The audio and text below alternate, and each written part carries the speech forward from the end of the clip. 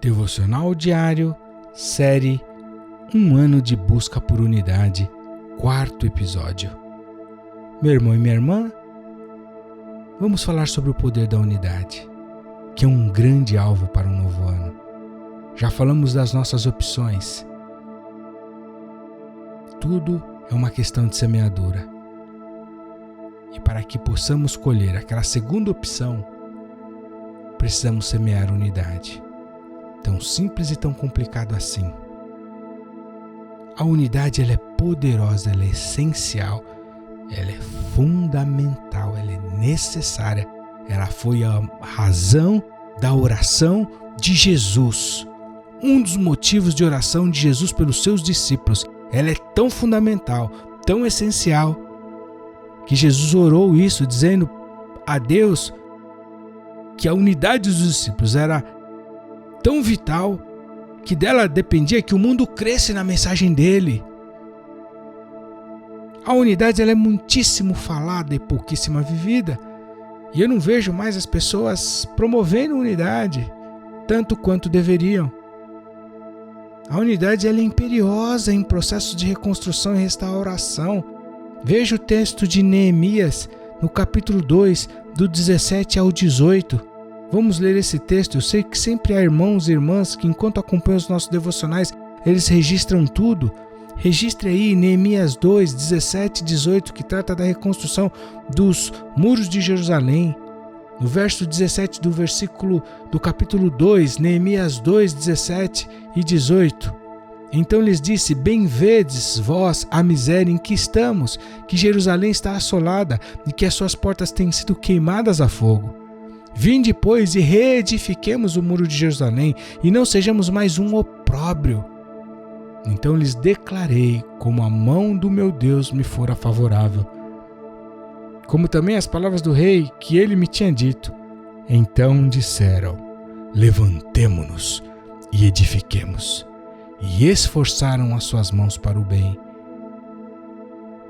Sem o ajuntamento, a concordância, o fazer juntos, o levantemo-nos, o edifiquemos, não haverá reconstrução nem restauração da nação, do país, da igreja, do ministério, do grupo, da igreja, do campo, do projeto, porque a unidade é imperiosa em processos assim.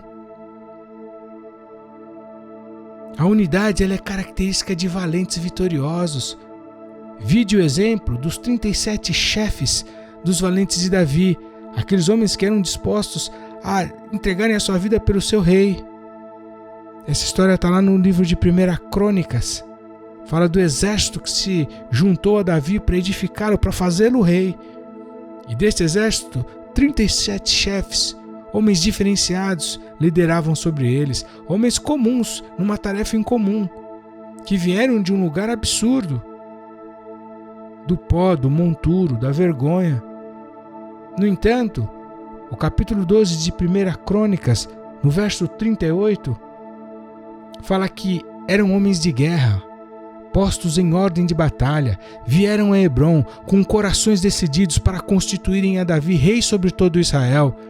E também todo o restante de Israel tinha o mesmo coração para constituir a Davi rei. Eram homens, era uma nação que tinha um só propósito: constituir Davi rei. Na decadência de Saul, um rei que perdeu o temor. A unidade deles foi fundamental para levantar o seu governo, a sua nação. Meu irmão e minha irmã, a unidade é invencível. Eu tenho para mim que um dos maiores e melhores exemplos de unidade, apesar do alvo nesse exemplo ser imperfeito, ser ruim, mas é a história narrada em Gênesis 11, dos versos 1 ao 9, que dá conta da história da construção da Torre de Babel, uma empreitada liderada por um rei terrível chamado Nimrod. Eles queriam construir uma torre que destacasse eles de todos os povos da terra, que tocasse os céus. Imaginem que obra de engenharia, sem recursos, numa época sem grandes equipamentos. E eles começaram a fazer isso. E eles queimavam tijolos juntos, eles faziam betume juntos, eles começavam a trabalhar juntos, eles falavam uma mesma língua, eles tinham o mesmo objetivo. Eles são um exemplo perfeito de unidade, a ponto de Deus ter descido para ver aquilo lá e dizer que, porquanto o povo era um, não haveria mais limites para o que eles intentassem fazer. Declaração clara e evidente do poder da unidade. Eles iriam tocar os céus. Não me pergunte como, matemática ou do ponto de vista da engenharia, da construção. Não sei responder, mas Deus disse que ia acontecer, porque eles eram um, a ponto de Deus ter precisado confundir a língua deles para desmantelar a unidade. Talvez fica aí a dica para o nosso inimigo, quando ele confunde as nossas línguas, quando não conseguimos mais falar a mesma coisa, os nossos limites são estabelecidos e bem para baixo. Ah, meu irmão e minha irmã, quanto a igreja do Senhor na face da terra precisa ser um. Precisa ser unida. Para que a gente tenha autoridade, tenha a voz profética, para que a nossa mensagem flua, para que a justiça aconteça, para que o evangelho tenha credibilidade.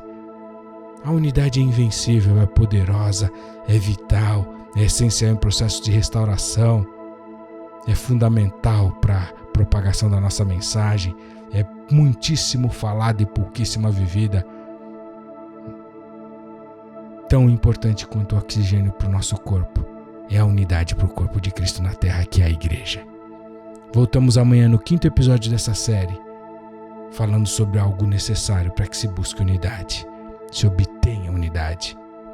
Deus abençoe você, até lá.